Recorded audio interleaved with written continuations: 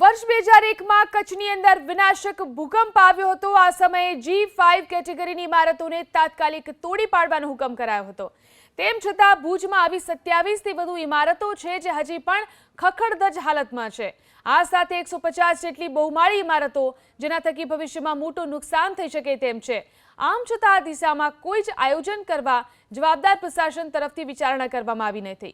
G5 કેટેગરીની આ ખખડધજ ઇમારતોના માળ ઉતારવા કે ધ્વસ્ત કરવા આ મુદ્દે કલેક્ટર, ભાડા તથા પાલિકાના જવાબદારો લાપરવાહ હોવાના આક્ષેપ થઈ રહ્યા છે।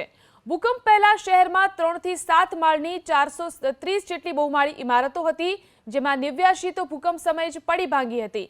112 ઇમારતોને G4 કેટેગરીમાં મૂકવામાં આવી હતી। આ એવી બિલ્ડિંગો હતી જેમાં મોટું નુકસાન થયું હતું, તો G3માં 81, G2માં 87 બિલ્ડિંગ મુકાઈ હતી।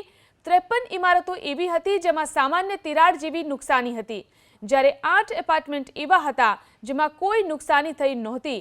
આ બધા વચ્ચે જે ઇમારતો સાવ જ રહેવા લાયક નહોતી રહી અને તેના ઊભા રહેવાથી આસપાસના લોકોને નુકસાન થઈ શકે તેમ હતું, તેવી ઇમારતોને G5 કેટેગરીમાં મૂકી અને તેને તોડવાના આદેશ અપાયા, પરંતુ કામગીરી કરવામાં આવી નથી।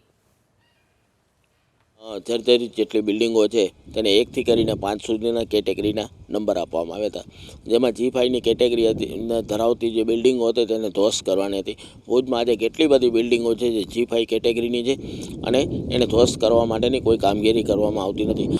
દુર્ભાગ્યપણે કોઈ નિર્દોષ નાગરિકનો જીવ જશે તો એના માટે ભુજ નગરપાલિકા અને ભુજ વિકાસ સત્તામંડળનું તંત્ર જવાબદાર રહેશે। પહેલેથી જ્યારે ભુજ નગરપાલિકા અસ્તિત્વમાં હતી ત્યારે FSI 1ની જ હતી।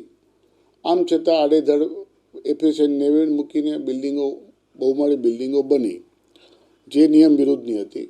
તમામ બહુમાળી બિલ્ડિંગો જે અત્યારે ભુજમાં જૂની ઊભી છે બધી નિયમ વિરુદ્ધની છે, અને જ્યારે નિયમ વિરુદ્ધની બિલ્ડિંગો હોય ત્યારે ગુજરાત મ્યુનિસિપલ એક્ટની કલમ 155 મુજબ તથા આનુષંગિક જોગવાઈ મુજબ એને તોડી પાડવાની રહે।